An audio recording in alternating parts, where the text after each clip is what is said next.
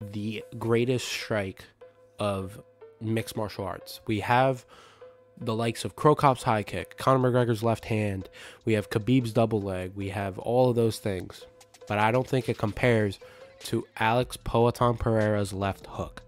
And the way he sets up the left hook is otherworldly extraordinary. It is otherworldly technical. And with the power that he has, it can put people's lights out in minutes.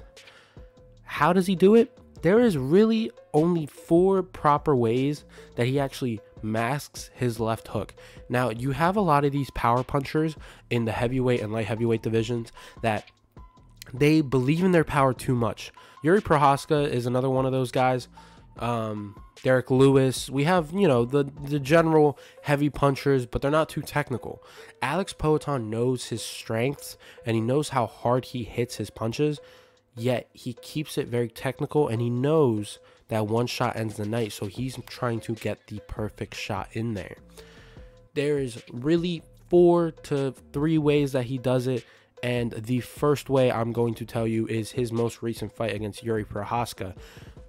Alex Pereira already has that left hook chambered, but in the finishing sequence, after the leg kicks and the regular body kicks and all that, he ends up throwing a rear hook to Yuri's wild overhand that was not set up at all, which is a hook that he's trying to land, but isn't a hook that is really trying to knock out the guy, if you get what I'm saying. He is really trying to move Yuri Prochazka to his power hand, which is his left hook, which is crazy to think that his power hand is his lead hand. But Alex Pereira, his left hook is an anomaly, and you see it in the knockout where he throws his right hook, moves him over to the left hook, and not even getting the full body torque into it, gets the rock of Yuri Prochazka, which ends up with finishing sequence that we did see. Another way that Alex Pereira masks his left hand is against the fight with Sean Strickland. You see at the start of the fight, he is throwing a lot of body jabs, trying to get a read on Sean Strickland. Sean Strickland's almost impossible to hit to the head, so setting him up to a left hook, we see the actual technical skills and prowess that Alex Pereira has. Because Sean Strickland against Adesanya, one of the best kickboxers in the world, could not get a proper hit on Sean Strickland. Sean Strickland against Cannonier, against Jack Hermanson. Another way that Alex Pereira sets it up is against his fight against Sean Strickland, and this knockout is starting to be a very impressive win, as it's almost impossible to hit Sean Strickland square in the face. You see it against one of the best kickboxers in the world in Adesanya. You see it in a power puncher like Jared Cannonier. You see it in a very dynamic, almost taekwondo-like kickboxing style against Abus Magomedov. It is hard to get an actual beat and movement going with Sean Strickland. He is super defensive, he is very technical, and he doesn't get praised enough for his defensive abilities. But Alex Pereira broke it down to a T. And how did he start it? He is so squared to opponents, and so his kick is the same opening to his jab, is the same opening to his cross, to his hooks, to his body, anything to the body, anything high. It is the same exact tell. The best way I can put it, and shout out to MMAI, a very low-key MMA channel that I always watch. Shout out to them. It's the best way to put it in baseball terms, tunneling. Tunneling is when the pitcher is able to mask what ball he's throwing at people, whether it's a fastball, whether it's a slider, curveball. It's the same movement until the very end. And obviously in baseball, when you have 100 miles ball thrown at you, that little split second, batters can barely see that. And that's what makes a really good pitcher. You can develop that in kickboxing, in MMA, with the actual punches that you're throwing. How do you mask it? And Alex Pereira is the best at doing so because he's so squared to you. With him being so squared, his little calf kick that he slaps, looks the same as the cross, looks the same as his rear hook, looks the same as his lead, looks the same as his jab. It looks all the same until the very last second. So how did he set up Sean Strickland? He started with a body jab. With the body jab, he noticed that Sean Strickland likes to put his hand down and parry to it. So how did Alex Pereira did it?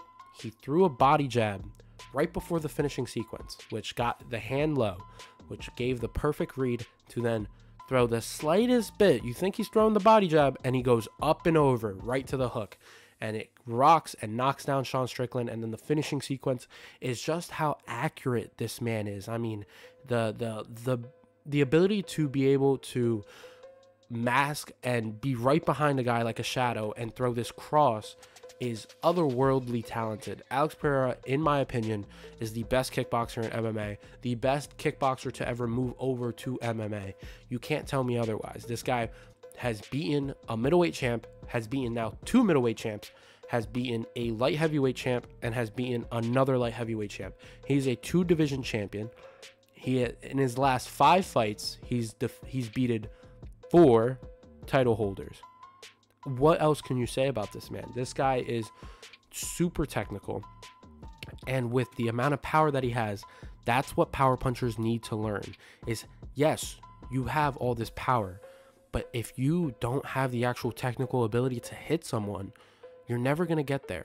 I'm going to throw some names out, and I'm not trying to be disrespectful, but a guy like Abdul Razak Al Hassan, a guy like Derek Lewis is having issues in the top 5. Tai Tuivasa, you can be this very big power puncher, but if you can't land it, you're screwed. I mean, it's really, it shouldn't be that difficult to understand that one. Another way Pereira uses his lead hook as a KO, I'm going to take it all the way back to LFA 95 against Thomas Powell. This is the fight before he gets into the UFC. Thomas Powell, no disrespect to him, but when you're going up against a guy like Alex Pereira and then he stuffs a takedown on you, that must be the scariest thing in the world. You know this guy is a high-level kickboxer, and he sprawls on you. And Thomas Powell's game plan was definitely to wrestle. It seemed like he was on his back foot for most of the fight. The way that Alex Pereira uses his lead hook as well is in a defensive maneuver. He threw the high kick to Thomas Powell in the finishing sequence. Thomas Powell used it as a way to, get an entry in, and while moving backwards, Alex Pereira is able to throw this lead hook that is so short but yet so powerful that Thomas Powell face plants. I've never seen a man that properly makes people face plant. He did it in Glory, he did it against Thomas Powell.